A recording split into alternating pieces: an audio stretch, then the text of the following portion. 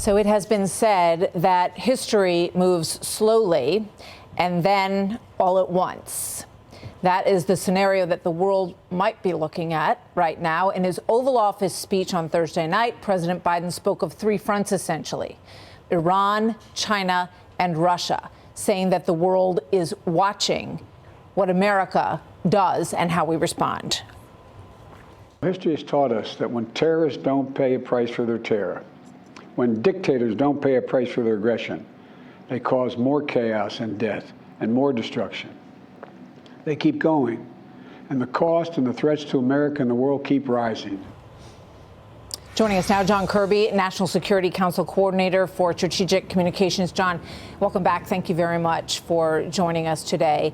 You know, both Senator McConnell and Congressman Kevin McCarthy referred to what the president described on Thursday night as the axis of evil. Does the president consider those three countries to be the new axis of evil? Does he agree? I think the president would certainly characterize multiple countries, nation states here, who present unique and pernicious threats and challenges to our national security. Certainly North Korea is in that group. Obviously Russia, China certainly presents threats and challenges in the Indo-Pacific, but so does Iran. So, I mean, we haven't slapped a name on that group, but those four countries clearly present unique challenges and threats to our ability to continue to lead this rules-based order that's been in place since World War II. Well, he has called them pacing challenge, competitor, things along those lines. But the way he laid it out on Thursday night was stronger than that. So does he see these three countries as enemies to the United States at this point? He sees each of them in their own way. And again, I would make sure we include Iran in there as well. Each of them as Iran, Russia, and China. Iran, Russia, China, North Korea. I'm sorry, okay. I thought, but there's really four nation states that present very unique challenges to not only American leadership on the world stage, but to prosperity and stability and security all around the world. And each of them present their own unique sort of sets of threats. For instance, Russia obviously is a power on the decline, but no less dangerous. They don't have the capacity necessarily to change this rules-based order. China, on the other hand, is a power very much on the rise and does have the capacity and capability to challenge that rules-based order. So you have to take each one sort of, separately. But that doesn't mean that, as he said, it doesn't mean that we're not obviously concerned about it sounded what their like he was looking at them more, in a stronger way than he has characterized them in the past on Thursday night, given everything that has happened. You were just asked in the briefing about this confrontation between two ships, a Chinese ship and a Philippines ship. We have video of this. You weren't aware that this had happened at the time, but there's video of it that we're showing right now. A dangerous situation. We've seen these similar situations. What is your take on this, John, between these two countries? Yeah, look, as a former naval officer, it's obviously alarming when you see this kind of interaction. And you're right, when the briefing came, I had not been aware of it. But clearly, this is of a piece of the intimidating, coercive, aggressive behavior by the PLA Navy, as well as their so-called Coast Guard in the South China Sea and areas like that, to try to bully neighboring states and to try to enforce completely false maritime claims, and it's unacceptable. Do you think they're ratcheting it up because obviously everybody's pretty busy with what's going on in the Middle East now and in Ukraine? Difficult to say with this one incident, Martha, that it's the start of some sort of new trend. I think it's been obvious that they have over recent years, even before this administration took office, they've been increasing their bellicose and intimidating, coercive behavior in the South China Sea. Well, it goes to that issue of these three countries that are all quite bellicose at the moment around the world.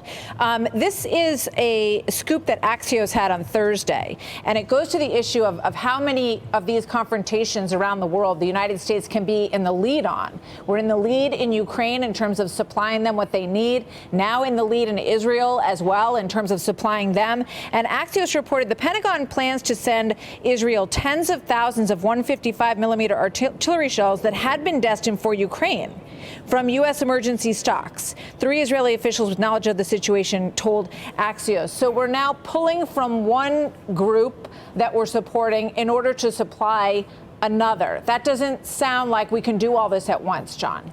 Well, without speaking to the specific stocks from which all these munitions are coming from, I think we're going to be careful on that. I would make 2 points. One, with every security assistance package we provide, whether it's Ukraine or Israel, we also do an assessment of our own national security and make sure that we have enough for our own war plans, for our own operational needs, and that process continues. But two, make no mistake, we have given a lot off the shelf to Ukraine, certainly over the last 18 months, and now, heading in here with Israel, which is why in the supplemental request that the president submitted last week on Friday, there's a significant chunk dedicated specifically to replenishment of DoD stockpiles. We absolutely need that. We need Congress to support us in that regard. Okay. It's a lot of people are looking at what's going on in the Middle East right now and thinking about these hostages, American hostages and Israeli hostages. And it harkens back to something that we saw in 1979, which is disturbing to remember. And it raises the question of whether or not we're going to see, God forbid, John, see scenes like this again. How many U.S. hostages does Hamas have right now? How many Americans are they holding? I want to be careful with an exact number because we still have 10 unaccounted for Americans and we don't know where they are. It's possible that some of them or all of them could be in the hostage pool. But right now, Martha, I would say it's about it's a handful. And I know that's not a satisfactory number for you, but it's really as specific as I can be. It's not terribly a lot. But of course, every single life matters to President Biden, and we want to get every single one of them home. We just don't know of the 10 unaccounted for Americans if some of them may also be in the hostage pool. You don't have confirmation that they are dead. Do you have proof of life confirmation on these 10 people? Have you seen images that they're being held? Where are we with this? No, Martha. Believe me, if we had proof of life, we wouldn't count them in the 10. There are 10 unaccounted for Americans. We don't know whether they're missing and just lost or in a hospital somewhere, whether they are deceased or whether they are being held hostage. And we're trying very hard to get more information about all 10 of them. It's a concern to us as well as to their families. But the truth is, the honest truth is, we don't have perfect information on these 10. So do you anticipate a situation where we see these people paraded, blindfolded, the kind of, obviously they just released 2 older women, right? They still have a lot of people. So if they sort of, lighten up on how many people they have to manage, clearly they still have a lot of leverage. Is this why there's a delay in the ground invasion, and is the United States insisting that not happen until we get our people home? And also, what about the 32 Americans? Are their bodies going to be sent home? What's happening with that? Well, there's a lot there. Let me start with the hostage situation and this ground incursion. As you know, and we've talked about, Martha, we're not dictating terms to the Israeli Defense Forces. They should speak to their operations, both present and future. I won't do that.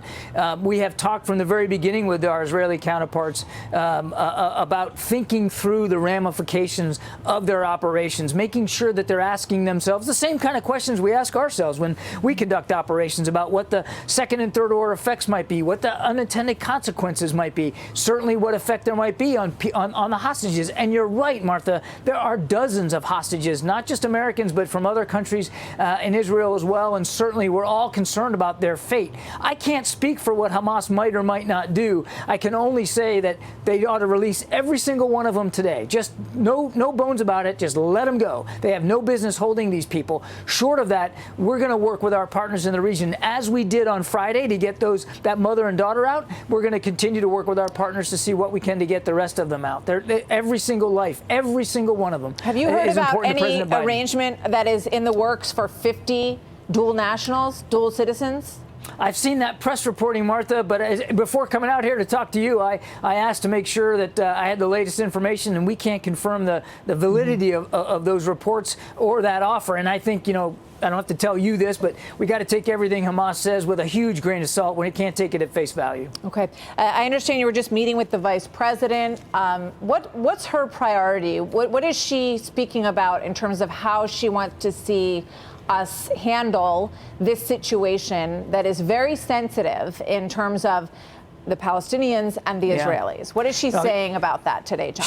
she completely shares President Biden's view that we've got to make sure that Israel has the tools, the capabilities to go after these Hamas terrorists, that they know they have our support and they're going to continue to get security assistance, which they will. She also believes strongly that it's important that we keep that humanitarian aid going into the people of Gaza. You know, another 20 trucks made it in today, Martha. We're hoping that that can continue. It's not enough. I understand that. We all understand that. The vice president understands that. But we got to keep that flowing. And then, of course, she equally shares our concerns about these hostages, all of them, but particularly the Americans that we know that Hamas is holding, and making sure that we're working with might and main to get them out, get them back with their families. I mean, it's incredible how many of these hostages are being held.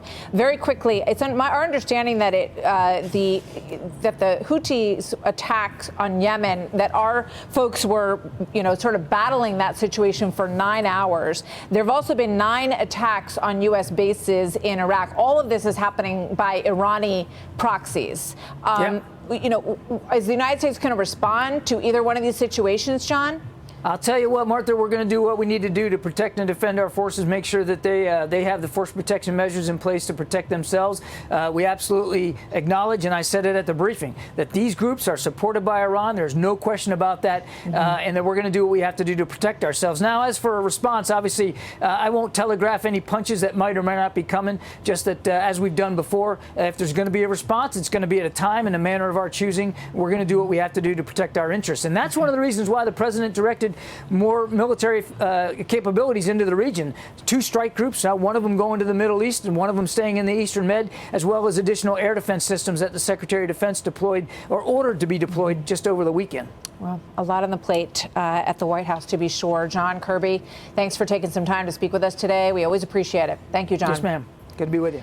Hey everyone, I'm Emily Campagno. Catch me and my co-hosts Harris Faulkner and Kaylee McEnany on Outnumbered every weekday at 12 p.m. Eastern, or set your DVR. Also, don't forget to subscribe to the Fox News YouTube page for daily highlights.